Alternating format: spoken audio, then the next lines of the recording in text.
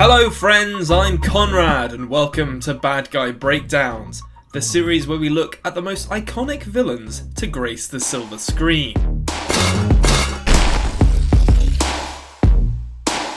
It's that time of year when we look forward, bright-eyed and bushy-tailed, full of optimism for the 12 months to come. Hopeful that we might improve ourselves, those around us, or even the society we live in through resolutions like eat less cake, or stop being a literal white supremacist. And it's in the spirit of this theme of regeneration that we take a look at Katsuhiro Otomo's 1988 movie Akira. Its optimistic message for a utopian future serving as a waystone for our own attempts at self-improvement. Just kidding, it's a dystopian nightmare full of self-serving monsters and good people dying for absolutely no reason. Who could possibly imagine why this might be a fitting metaphor in 2022? Look, what's done is done. So let's just let bygones be bygones and let the good times roll on. It's because everything sucks. Also, Tokyo explodes twice in it. Let's get into the villainy.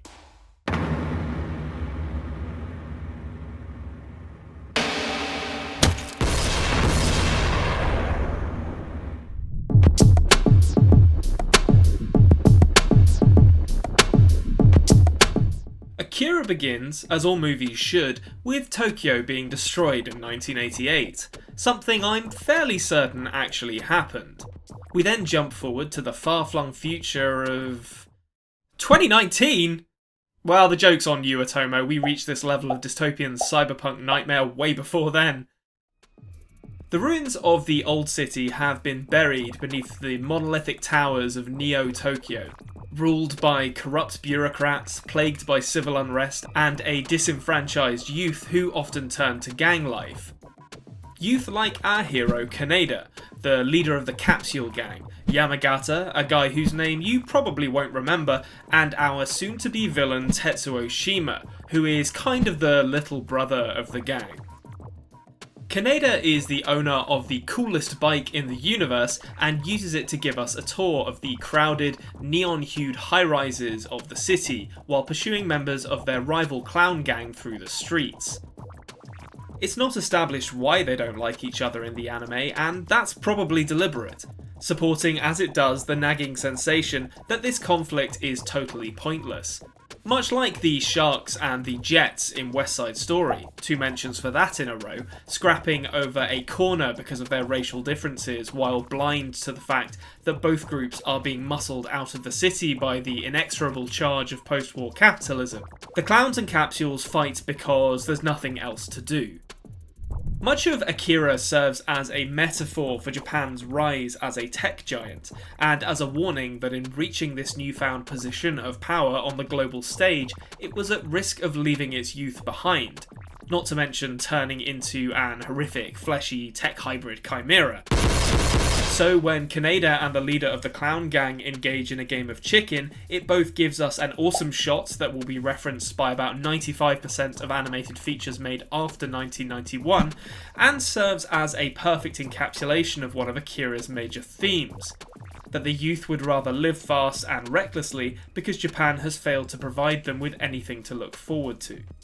And if the rest of the Capsule Gang are guilty of playing fast and loose with their own lives, then Tetsuo Shima takes it to an entirely different level, adding a need to prove that he is able to look after himself on top of the general devil-may-care attitude of his peers. And this manifests in him pursuing two clowns into the ruins of old Tokyo, where he crashes into a strange blue-skinned boy called Takashi, a mysterious character who possesses the ability to teleport, having just escaped from armed police as they pursued him and his now incredibly dead rescuer through a riot in the city streets. Tetsuo is badly injured and taken into custody by military personnel under the command of Colonel Shikishima, presumably for coming into contact with Takashi, who as it turns out has two similarly hued friends in Kyoko and Masaru, a group known as Espers. The rest of the Capsule Gang are taken in by the police for questioning related to Takashi's attempted escape, but before long they are released along with actual revolutionary Kei, who Kaneda claims is part of their group because he has the hots for her, and sent back to school where they are disciplined by a teacher in a tracksuit. They meet their girlfriends outside afterwards, and we are briefly introduced to Kaori, Tetsuo's partner and, frankly, a walking tragedy waiting to happen. Meanwhile, Tetsuo undergoes the kind of analysis that screams, "the government wants this kept a secret," in a lab where a Dr. Onishi explains to the colonel that the young biker is displaying signs of latent power similar to Akira. We don't yet know who or what Akira is, but it's probably not good. And while Onishi all but screams that he is quite happy to meddle with powers beyond his control, Shikishima is more skeptical, but eventually agrees to continuing research on the boy. With the destruction of old Tokyo still in living memory, it shouldn't take a genius to figure out that this entire endeavour isn't going to end well.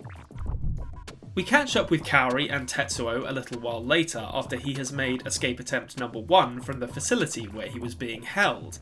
The pair briefly fantasize about a life away from Neo-Tokyo before Kaori bursts the illusion by asking, semi-rhetorically, where would we go? The answer, it seems, is to their high school, where Tetsuo steals Kaneda's awesome bike before stalling it in clown territory and getting both himself and Kaori attacked. It's the clowns! Not the last time Kaori will suffer due to Tetsuo.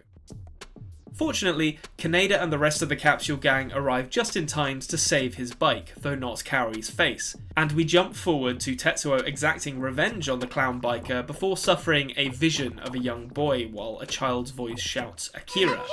He collapses and is seized by scientists with military types in tow.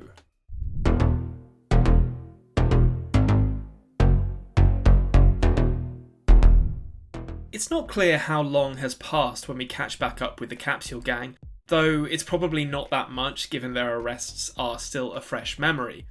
Although, with that said, I still remember being stopped and searched by police 15 years ago, so who knows, maybe they're all in their 30s now. It's hard to tell with animation. Either way, Kei is still up to her old tricks and disrupts a pleasant evening of loitering on bridges for the capsules when she and other members of her group carry out a bombing before being pursued by the police. Pursued here meaning shot at along with every other civilian in the vicinity. Kaneda comes to her rescue and takes a dive into some sewage before Kei shoots a cop, forcing both of them to flee back to the old building that serves as an HQ for her group. Back in the lab, Tetsuo dreams of his childhood at an orphanage with Kaneda before everything begins crumbling around him, which is absolutely 100% not foreshadowing anything. Please ignore the Esper Kyoko confirming that these visions will come to pass in an unusually tender scene with Colonel Shikishima, who treats the Espers very much like his own children. If his own children had superpowers, I guess. Which, to be fair, they might. We never meet them. There's only one way to confirm if Tetsuo is indeed a vessel for the kind of power that could destroy a city, and that's by going to check out the remains of the last kid who managed it. And wouldn't you know it, it's the frozen remains of Akira preserved beneath an Olympic stadium. Kaneda is not boyfriend material at the best of times, particularly when the dad figure he's trying to impress is the hyper-skeptical head of the resistance movement, Ryu.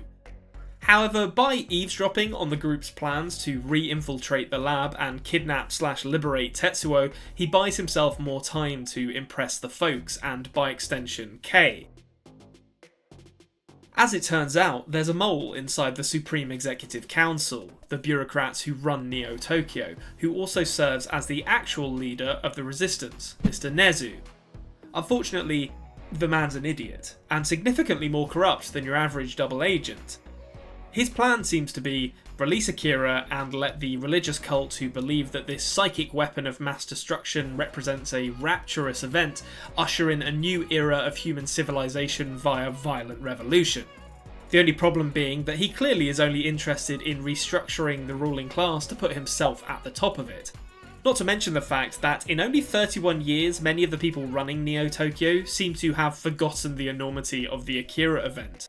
Some even questioning whether it actually happened. One might think that the smoking crater where old Tokyo once stood would serve as a reminder, but willful ignorance is a powerful tool. If only there were some real-world examples of this to help us understand this level of stupidity. So, yeah, the Supreme Executive Council is a shit show. If you're not fully on board with a military coup by the end of Akira, there's something wrong with you, I think. But do you know what's even worse than corrupt politicians? Giant teddy bears with snakes for arms crying milk. Tetsuo does, frankly, really well in keeping his shit even remotely together as first a bear monster, then a giant bunny rabbit, before finally a car that vomits milk attack him in bed. Even ignoring the fact that seconds before this transpired he force-pulled a glass of water to his hand, it's safe to say that something odd is going on here. As it turns out, it was the Espers Masaru, Takashi and Kyoko staging the attack in a desperate attempt to avoid the catastrophic awakening that Tetsuo is about to go through. And they almost succeed, only retreating when their target cuts his foot on broken glass because they're children and blood creeps them out. His powers now fully beginning to manifest, Tetsuo escapes the room and pursues them. This actually achieved the one thing they absolutely didn't want to happen. We'll cover most of what happens next for him in the kill count because, surprise, he's about to use his newfound abilities to do a whole bunch of murder. But he's out and going after the Espers. That's the important bit for now. Speaking of well-made plans going absolutely tits up, the Resistance gang's efforts to jailbreak Tetsuo hit a small snag when they are spotted traversing the sewer tunnels of the facility, and half of them are gunned down by hover sleds armed with miniguns, which seem both incredibly cool and also totally impractical for the close quarters fighting we see here. Kaneda and Kei are able to steal one, separating them from the two surviving Resistance members, and head after Tetsuo, who has already made it to the Espers thanks to Kyoko speaking through Kei to guide them. They turn up just in time to find the aftermath of one big psychic battle, with the Espers scattered across the floor of their enormous playroom, which itself has been reduced to mainly rubble, and Tetsuo interrogating Kyoko as to the location of Akira, whose ownership of a greater power fascinates him. It's me, Austin! They have a nice chat, he throws some rocks around, and then flies off to the Olympic Stadium. And the Supreme Executive Council, masters of bad timing that they are, attempt to relieve the Colonel of his command, which he doesn't take super well, very literally shooting the messenger before assuming command of both the police and military in what is essentially a coup d'etat, and announcing that they're going after Tetsuo, though not before putting Kei and Kaneda under arrest.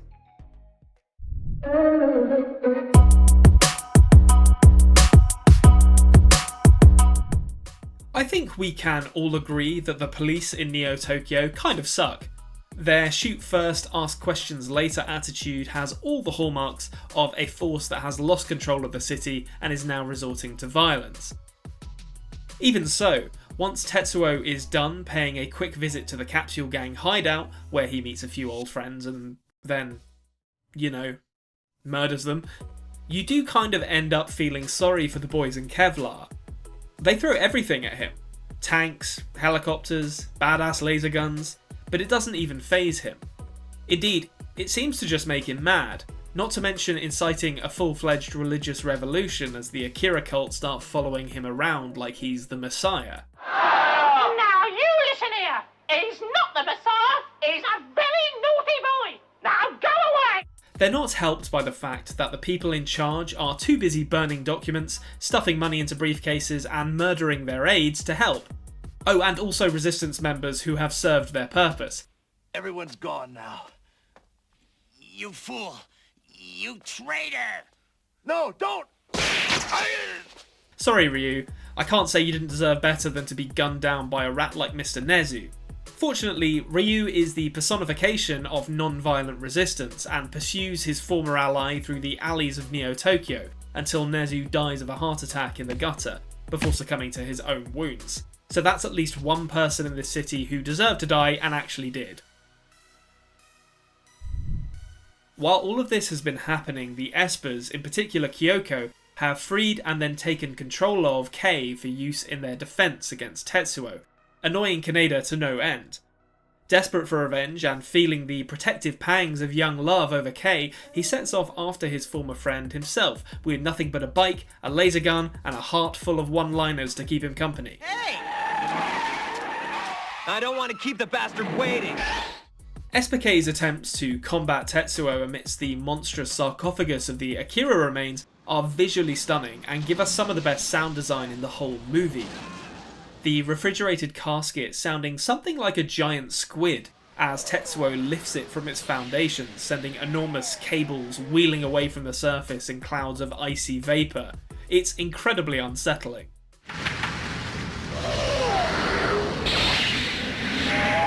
Though perhaps not quite as unsettling as Tetsuo discovering all that remains of Akira is what appear to be some kind of preserved biomechanical nervous system, a set of canopic jars which ask as many questions as they answer. Fortunately for everyone else in the city, Tetsuo's chances to consider these questions are cut short by the arrival of Kaneda, and the back and forth between them as they recall the tensions in their relationship dating back to when they were children ensures that the coming final confrontation will be tinged with sadness.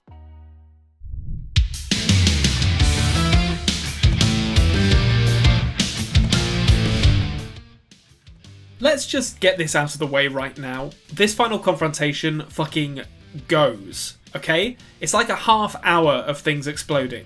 Not to mention all of the ideas and themes coming to a head in it, so this might take a second. Friendly catch-up out of the way, Tetsuo shouts as he starts powering up and Kaneda hits him with the old-fashioned upside-down surprise shot before getting blasted into the air. After some manoeuvring for position and near misses, he's able to get the drop on his old buddy and shoot him in the chest, only to realise too late that his gun is out of battery and has barely scratched Tetsuo. Gotcha! But Colonel Shikishima has got his back, calling in orbital strikes from the Sol satellite that blow an arm off and leave him really quite annoyed.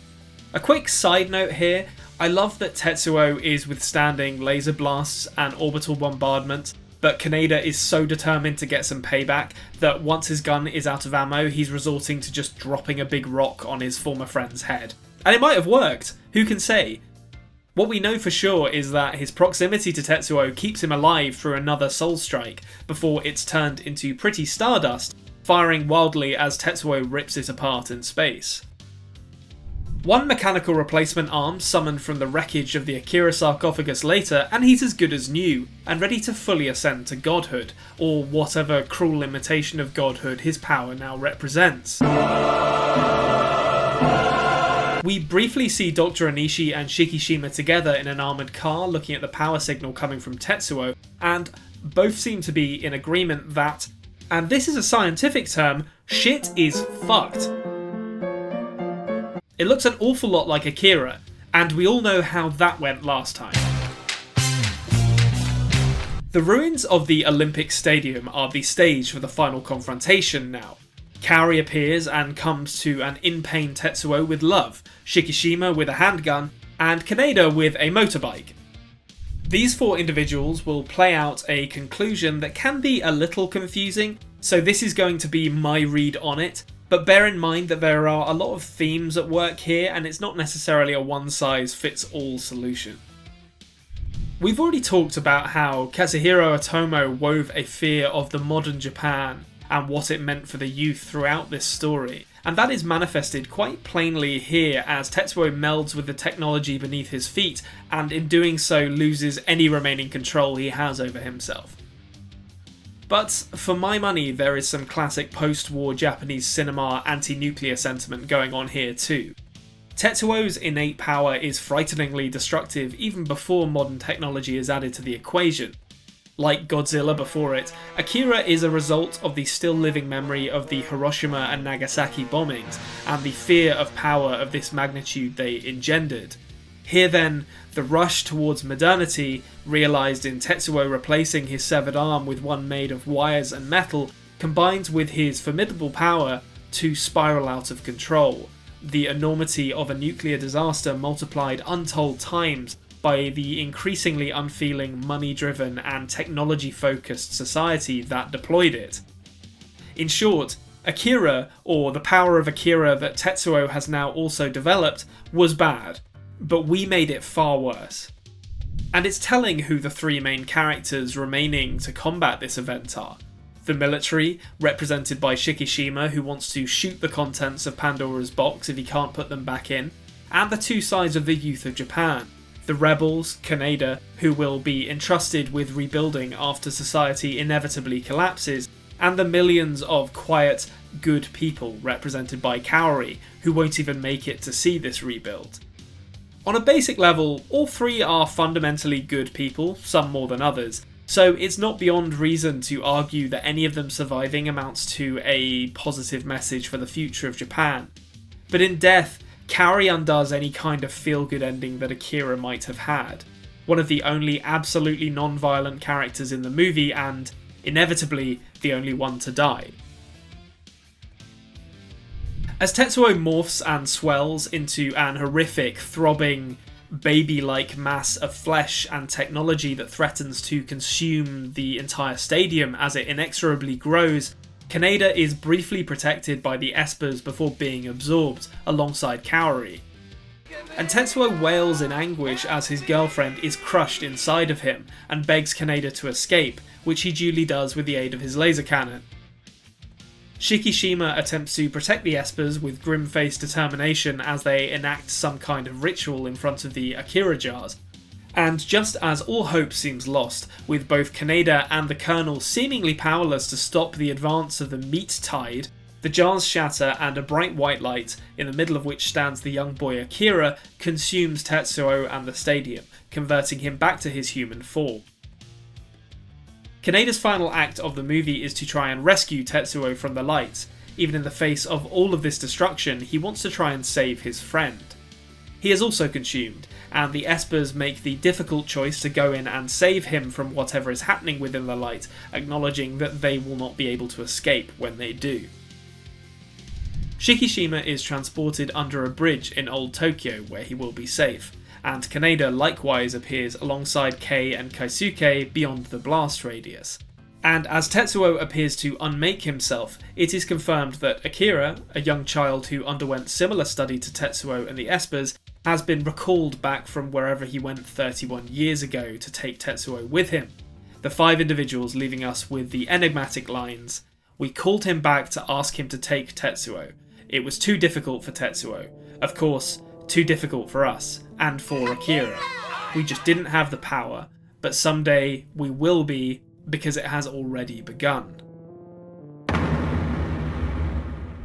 Now, I'll be honest here, I think this dialogue doesn't actually make very much sense, and by all accounts it's been jumbled around a bit in the English translation from the manga adaptation, but be that as it may, it certainly is thought-provoking.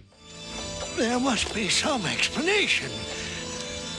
The idea of something beginning that will eventually give all of Akira, Tetsuo, the Espers, perhaps even Kei, who seems to have some psychic talent, the ability to control the power they wield, serving as a kind of yawning existential void at the conclusion of Akira.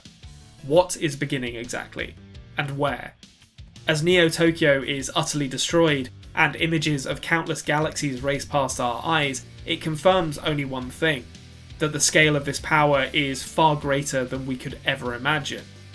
And with an assurance in his voice unlike anything we have heard from the character before, perhaps speaking to an ascension of some kind, the words "I am Tetsuo" ring out authoritatively over the credits. I am Tetsuo. In the wreckage of the old world stand only 4 survivors: Shikishima, Kaneda, Kei, and Kaisuke, meaning that Tetsuo probably killed most of the population of Neo Tokyo with his rampage. Let's get into the kill count and see if I can put a number to it.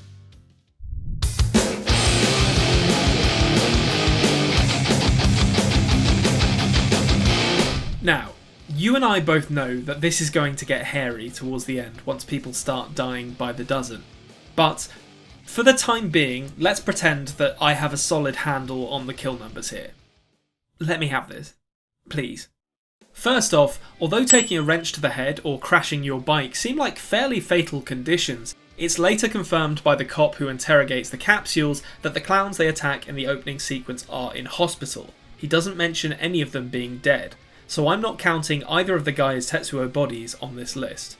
As such, the first kills under his belt come halfway through the movie after the Espers attack him in bed and he breaks out of his room, turning 1 scientist and 2 soldiers into gruesome corridor decorations. And he continues his onslaught through the facility, first decimating a further 11 soldiers with his powers as they attempt to stall him with gas grenades.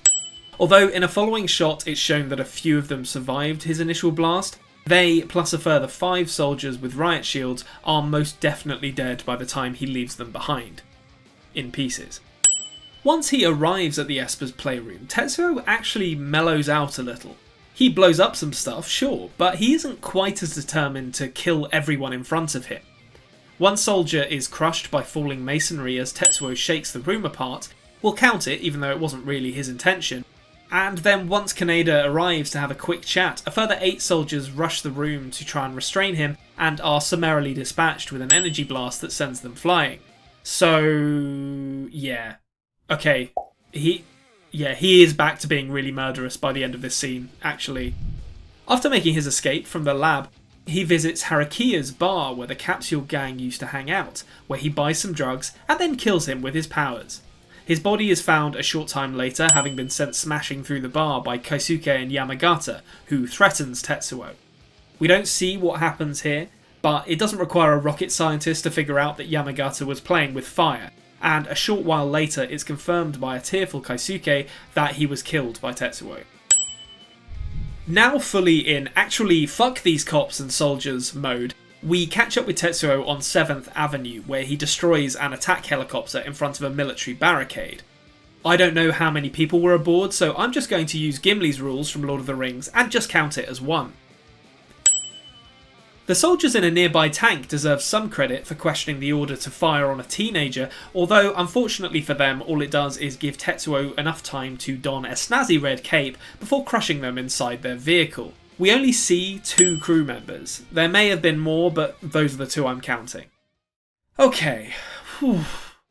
Things are about to get dicey, bear with me. As Tetsuo advances across the bridge towards the Olympic Stadium, he just straight up destroys the bridge. We see a tank that leans forward as the ground beneath it gives way, killing 3 laser gun soldiers standing in front of it. Then we have this shot here, where I'm going to have to make a judgment call and say that everyone here presumably died. That's 36 people across the 3 segments that collapse, followed by 24 more in a series of close-ups that I'm counting separately since they're not in the same spots that the people in the wide shots were. I know this might just be a continuity thing, but I genuinely think that these are different people. This includes the insane Akira cult priest, who is hit by a flaming car as he clings to one of his devotees, while screaming for help. Then finally 2 more in a wide shot showing the bridge segments falling into the water. At the Olympic Stadium, Tetsuo forces his way past a small army of military personnel and vehicles on his way to the Akira facility, but we never actually see what happens to them, so we can't say how many of them died. We do, however, see the aftermath of a destroyed checkpoint through Kaneda in pursuit, including the bodies of 6 soldiers and a wrecked APC. One of them stumbles to the floor with a splatter of blood as he approaches, so I'm counting that as a death, and we have no way of knowing if the APC was manned, so no points for that. We also see some close-ups of bodies as he drives through the checkpoint, but I think these are the soldiers we've already counted. As Kei and Tetsuo battle aboard the levitating Akira tomb, energy blasts streak out and explode in the nearby area, including one which hits a section of highway. It's kind of hard to say who on this road would have been killed by the blast, but there's 11 people here who are literally right next to it, so I think we can reasonably count them as having been caught in it. After sending her plummeting to the Earth and losing an arm in its blasts, Tetsuo heads up to the Sol satellite and destroys it. It's being fired by people in the APC on the ground with Colonel Shikishima, so I think it's fair to assume it was unmanned. Although, imagine the hellish existence of the person whose job it could have been to keep things running up there. Real Thunderbird 5 situation. It would also be totally fair to assume that the wild death throes of the satellite as it blasts the ground half a dozen times probably killed some people too, but without a way to get an accurate number, we won't count it. And lastly, after replacing his arm with a mechanical substitute and subsequently turning into an ever-expanding flesh monster which threatens to engulf the world, we still have a few more kills to count. First, Kaori is absorbed and crushed as Tetsuo desperately begs for someone to help him. And last, Dr. Onishi, the understated man of science who kind of started this whole thing, is crushed in his vehicle as the blast of Akira and Tetsuo's cosmic rebirth obliterates it. I say last, but let's be real here, he destroyed an entire city. The kill count for this final devastating few shots alone is easily in the hundreds of thousands, but we don't see them go and no one gives us a population number to even make an educated guess, so we're just going to have to assume that they all somehow survived and lived happily ever after. Which really does kind of water down the ending when you think about it, actually. And that makes it a grand total of 117 kills that we can confirm for Tetsuo Shima. Easily the highest so far, and one that is going to take some beating. It just goes to show you what a villain can do when they really set their minds to something, like engulfing all of human existence in a monstrous wave of flesh and metal, for instance. So, how does Tetsuo Shima stack up in the pantheon of villains? Pretty damn well, I would say. He represents the potential in all of us to utterly mishandle unlimited power if given to us, like a toddler with a shotgun. Was he truly evil? Probably no more so than your average person, but that's what makes him such a frightening cautionary tale. Although it's to Katsuhiro Otomo's credit that he exists in Akira as more than just a wandering lesson to others. He has his own dreams and relationships, all of which fall apart with his loss of control, making it even sadder. Akira is, at its conclusion, a very personal tragedy, though one which still manages to find a glimmer of optimism, and that's no easy task. Thank you so much for joining us here on Bad Guy Breakdowns. If you could leave a like, that'd be much appreciated, as it really does help, and be sure to join us next time where we'll be looking at the violently ambitious Takatoki Washizu in Akira Kurosawa's adaptation of Macbeth, Throne of Blood. Until then, I've been Conrad, and I'll see you next time.